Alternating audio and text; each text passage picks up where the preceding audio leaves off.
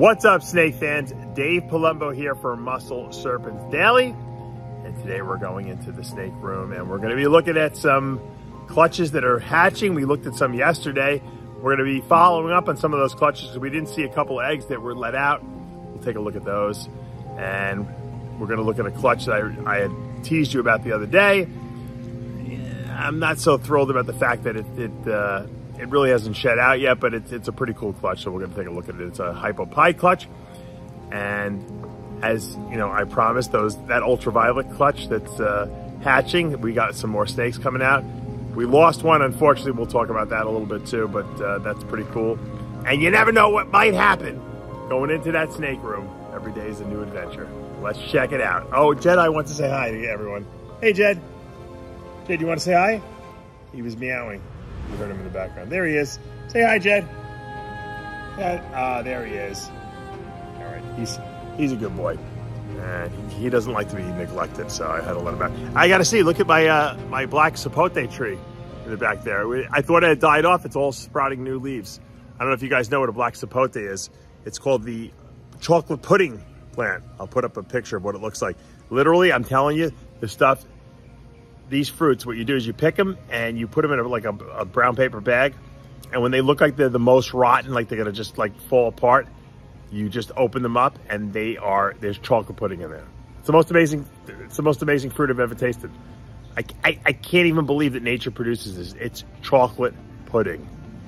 So anyway, I have a big tree, and then I took the seeds and I planted them, and I've been growing more trees because I love this tree so much. Check it out, the black sapote tree. Let's go into the snake room. Look at these good guys. Little French bulldogs at the gym. What's the name of your company? Best Friends Frenchies. Ah, you bred these guys? Yes, sir. How old are they? 12 weeks. 12 weeks. We have male chocolate brindle, and we have his sister. This is a chocolate brindle? Yeah, chocolate brindle, and she's a chocolate merle. What is she called? The chocolate what? Merle. Look at these guys. Not as cute as snakes. No, cuter than snakes. You breed snakes? Yeah, I have a channel, Muscle Serpents University, YouTube, and I have snake breeding, but I love all animals. Look at these guys. These are going to be the mascot for today's show. All right, here's a real nice little clutch that just hatched out. This was a visual HYPO PIED male that I've used innumerable times, and I bred him back to one of his daughters, which was a yellow belly Enchi orange dream het HYPO het PIED. So we were trying to produce some HYPO PIEDs with a little more than just HYPO PIED in it. We didn't necessarily succeed. These guys are going into shed, unfortunately, but I'm gonna show them to you anyway. This looks like a HYPO PIED. I don't think it's any more than that. It might be yellow belly, actually. It's a little jaggedy on the way these are shaped here. This could be a yellow belly HYPO PIED. It's a female, and I know Pablo's been telling me what's a HYPO PIED female, so this will probably go to him. Unless he changes his mind. It's the nicest one in the clutch. Everything else seems to be het PIED.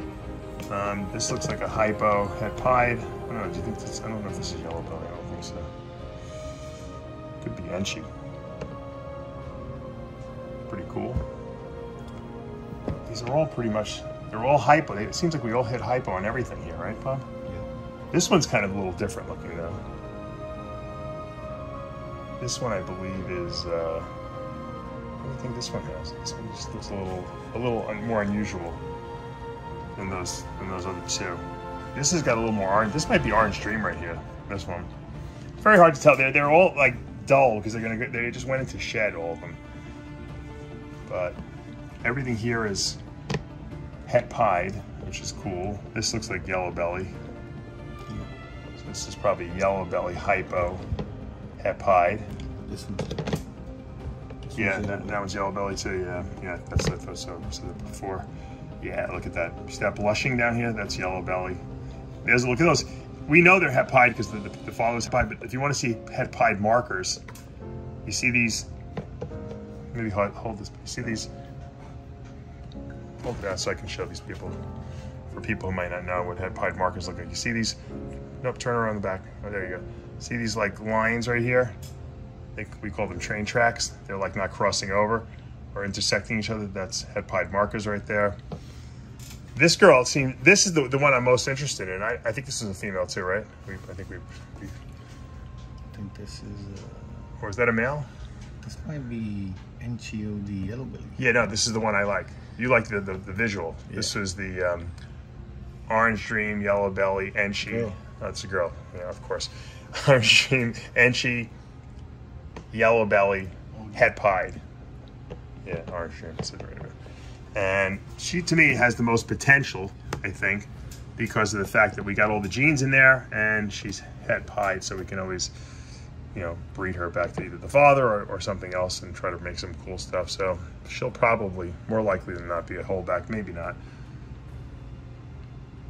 The fact that we hit the visual hype on this is nice. This one, I think this one's yellow belly too, but hard to tell. I gotta wait for these guys to shed out. I don't think it's Enchi because it's pretty high white, and I think Enchi would be, I think it would have been less white if it was Enchi in there. So the only thing I don't see Orange Dream in there, Bob, but I do see possibly yellow belly. What do you think? Do you think it's jagged enough, these little edges? I don't see it right now, but let's see when it sheds. Yeah, well, you're gonna. I know you're gonna want that anyway, so you'll breed it out and prove it. So nice little litter of, or I should say, nice little clutch of ball pythons. I'm pretty happy with the results.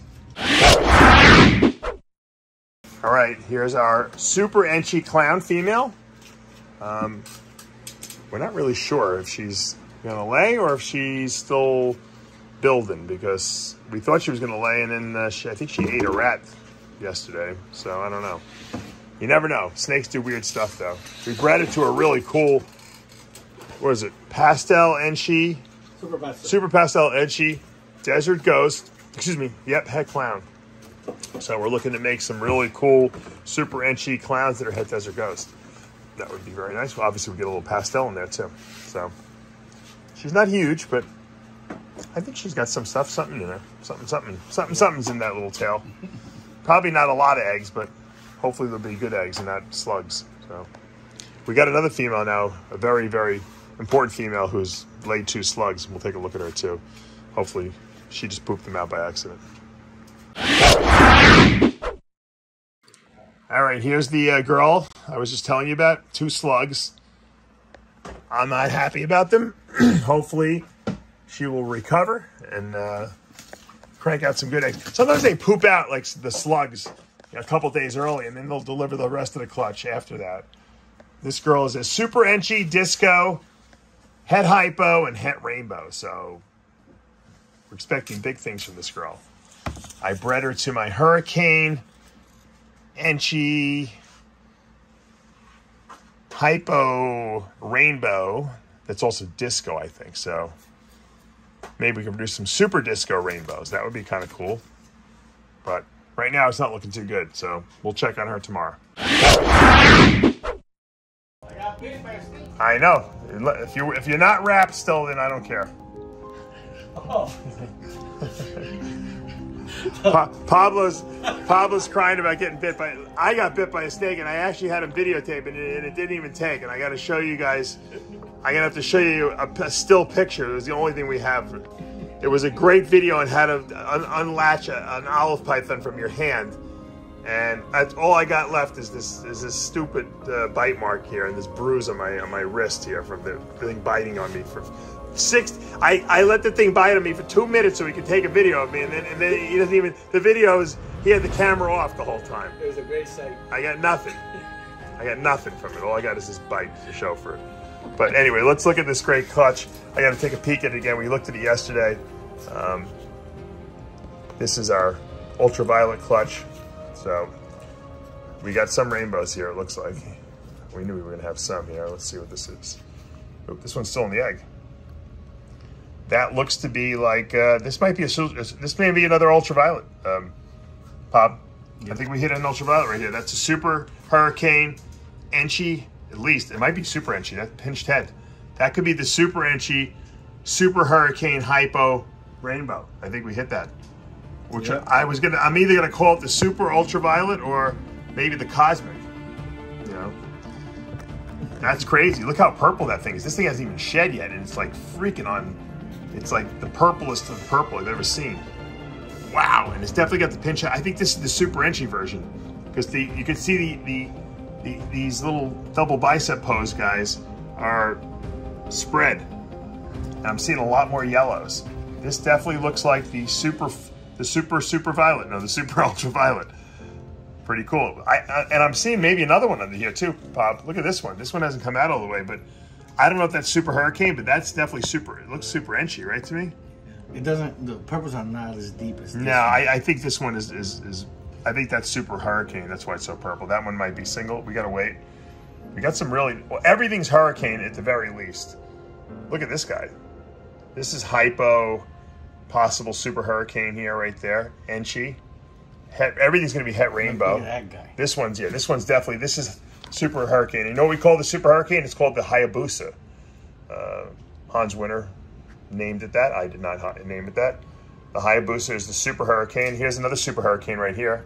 And these are all HYPO. Everything's HYPO in here. So these are HYPO super hurricanes, and they're all het rainbow. So they're all very valuable snakes. We have two rainbows, and I think we have another one still in the egg right here. And we lost one. Remember? Yeah. Before, Pablo and I were pulling some stuff out, and there was a dead one. So that was unfortunate. He was halfway out the egg too. He was out. Yeah, he looked like he might have strangled himself or something. I don't know. We don't know what happened to the one rainbow. But you know what? He wasn't super hurricane, that guy. Not, I would have liked him anyway. But so we got a lot of good stuff here. You know, we're going to keep you guys updated every day as everything hatches out because this is such an important clutch. It looks like we hit what we wanted, which is the super hurricane, super Enchi, HYPO, rainbow. I think that's it. This one looks like it might be one too, dude. We'll see. Tomorrow, we'll have to tune in. Same bat time, same bat station. Look at this guy. This guy's great too. Look how big these babies are. Yeah. That's super hurricane though. Definitely, you can see that. That's HYPO super hurricane. Might be one copy of Enchi. I'm not sure. All right, let's. They look great. All right, I showed you this clutch yesterday, but we got our third egg pipped out. This is a pied. Very low white pied, but a really cool pied. You know, if I didn't know any, but I would think there was something else in here. That is like one of the coolest looking just pieds I've ever seen. There's some really cool pattern stuff going on here. This is not black pastel pied, so it has to be regular pied. There's no other genes at play here that I know of, but it's a very, very cool pied. If anyone's interested, you know. I'm not going to keep her probably, but or we don't even know what sex she is, but or he is. But that's just sometimes you get some cool pied, you know, patterning, and I'm just really impressed. You know, we forget how good pied is alone because we have so many genes mixed into pied now that we forget it. Imagine these snakes were $25,000 a piece, you know, when they were first brought to market. So we got the regular pied, we got a black pastel pied, very high white, and we got the super black pastel head pied. Gorgeous snake, by the way. It's a girl. It's a girl, Pablo said. Whoa, very. That's a nice, desirable female pied. Look at that. Look at that. Just a little bit of white in there. That's really nice. A lot of different splotches. That's a nice looking pied. It's a nice looking black pastel pied, but it's got a lot of white in it. If you like high white, perfect. Perfect snake for you guys. All right, a little Boland's Python update. There's my beautiful male. Still in search of a female. Haven't found one. I love this guy. He is just special. I really want to put some logs in this. I want to give him some stuff to decorate this cage a little bit. He's in a nice 4 foot. He's got plenty of room, but I just think that I want to really add a little bit more flair. If I had a pair of these things, I would probably put them in that huge enclosure that Pablo and I have yet to set up yet. Even though it's too big for them, I would just do it anyway, just because they're such a cool snake. But look at that guy. Look at those colors. I mean, that is just, what a beautiful snake. No morphs, doesn't even need it. It's just a black snake. anyone has or knows of a good female Boelens available that's not going to cost me $1 million, I'm open to high-end trades.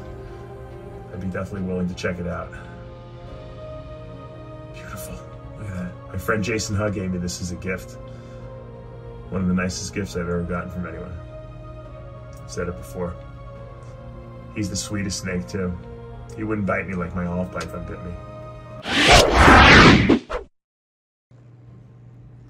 So this is the nasty female olive python, albino olive python that bit me before, and I will tell you the whole story later. And she's looking to bite me again, and I'm not gonna let it happen again because it hurt. I'll take one bite for the team, even though Pablo lost all the footage of the bite on video. I'll show you a picture, but I still love her. I just won't take her out without gloves from now on. All right, guys, that's going to do it for today here at Palumbo's Pythons and Boas. Yes, I was bit by an olive python, and yes, Pablo blew it big time. Look, I knew that this olive python was going to bite me. I just knew it. I could see it. Olive pythons don't telegraph their bites. They don't like S up. They don't like let you know that they're there. They want to bite you. They have a certain look, and I know it because I've had them long enough. They kind of just look like, come on, try me. So we wanted to palpate that female to see if she had eggs in her, which I don't think she does. I think she just has two very big rats we fed her the last 2 weeks in her. And I said to Pablo, look, if I get bit by this snake, do not try to save me. Don't worry about me. I'll be fine. Get the camera, get your phone out, and start filming. I said, because I want to show people how to deal with a snake bite. If you get bit by a big snake. I said, I don't want to get bit, but if I do, because I just had a bad feeling, I said, I want to show people what the right way to handle it, how to handle this is. Of course, I get bit. I said, get the camera out. Don't come over here. Leave me alone. I'm fine. The thing wrapped my arm. I'll show you the picture. Thank God we have a screenshot. That's the only thing that took. He was so nervous watching the snake wrapped around my arm and biting into my hand. And they got big, long teeth because they need those teeth to get through, feathers if they're going to eat a bird in the wild. This thing was biting down hard. It was starting to hurt. And he was getting so nervous that I think he forgot. He thought he had hit the record button, but he actually hit stop. And it was a disaster. So he got, and then I actually made him start and stop it again. And he stopped it, but he really started it. It was ridiculous. So we got nothing basically, except a couple screenshots. But the point is, when you get bit by any kind of snake, do not panic. Okay? These snakes are not going to eat you. Okay? What you want to do is you don't want to rip the snake off of your arm, because if you do that, you're going to tear the tissue. I'm going to show you my hand. Okay? It's swollen. Let's see. You can see the actual bite marks. Okay? It's swollen and it hurts. It feels like I'm bruised a little bit. Let me see if I can get this on the camera. There we go. It's bruised. I'm going to probably have a little black and blue tomorrow. But all I have is puncture wounds. And the reason I only have puncture wounds is because the snake's teeth are like little hypodermic needles, essentially. It's like they're like little insulin needles. And if you try to tear the snake off you, those little needles will tear your flesh. If the snake opens its mouth and lets go, then you're only going to have those puncture wounds. And maybe a little, like I said, I have a little bruising because I think the thing was biting down so hard. That's a big snake with a lot of jaw pressure. Most snakes are not going to have that kind of jaw pressure. Maybe a big boa would or a Burmese python, but they don't really bite those snakes. It's these pain in the ass olive pythons that like to bite for no apparent reason whatsoever. Now, once we started to spray some, we sprayed like one of the cleaning sprays, the chlorhexidine on it, because it wasn't letting go. And it started to hurt. My hand was starting to get, not that it was, the bite was hurting, but it was the pressure it was putting on whatever nerves or whatever tendons were under there. So I said, all right, Pablo, it's time to get it off. So I started spraying it. He gave me a spray. I was spraying it. Eventually, and then we unraveled it. Eventually, enough spray, which was irritating its probably eyes and mucous membranes in its mouth, it opened its mouth and let go. The funny thing was, and we don't have a picture of this, but when we put it back into the cage, the snake was going like this to the camera. it was opening its mouth like, I got you, sucker. And that girl certainly got me. She got me good. So once again, if you have a big snake collection, or if you have any snakes, you're going to probably get bit once or twice or more, or 10 times or 20 times. You're going to get bit eventually. Key is, don't panic. You know, you want to try to get the snake to unravel and unlatch your arm, because he doesn't really want to eat your arm. He wants to eat a rat. She was just hungry. So you can go over to the sink. I was on my little scooter because of my foot, so I couldn't go over to the sink and really do the whole cold water thing. That usually works. The snake was latched on pretty good. So when we sprayed her with antiseptic, it kind of irritated her mucous membranes in her mouth, and eventually she just let go. And I had to just be patient. And I wanted, usually when they unlatch, you'll get a lot of blood coming out of the puncture wounds, because they do have some sort of an anticoagulant, I think, in their saliva. But what I usually do is I wash it off with soap and water, and then I'll put one of the gloves we use on, like, you know, the medical gloves. The vinyl, I think I use vinyl gloves. I don't think we use latex gloves, but I put one on for about maybe 20 minutes, and that kind of just seals it off. And then after 20 minutes, I'll take the glove off, I'll wash my hand again, and the bleeding is done. It's stopped. It's just, like I said, it's just puncture wounds. It's not the flesh was never really torn, so there was nothing I had to really worry about. But I think it's worth noting. I wanted to tell people this is going to happen. It does happen. That's the snake's fault sometimes. With the olive pythons, usually it is the snake's fault, but a lot of times it's a food aggression type of response. These olive pythons, let me just tell you, they're the greatest snakes. They're really cool. My male is really good. He never bites. But I had him as a baby. This girl I got when she was kind of an adult already, and she's a sweetheart until she decides, you know what, I'm in a bad mood now. I want to bite your hand, and she'll just go home, and then they latch and they wrap, and they're dumb. They don't even realize. They're like, there's no way they can eat my arm, but they don't understand that. So sometimes you gotta give them a reason to let go, you know. Make them an offer they can't refuse, as I always say. All right, guys, I hope you enjoyed today's video. Ultraviolet's coming out great. I think we have a super ultraviolet in there. That's really exciting. Make sure you hit that subscribe button. Turn on your notifications, hit that like button. I'll see you back tomorrow morning.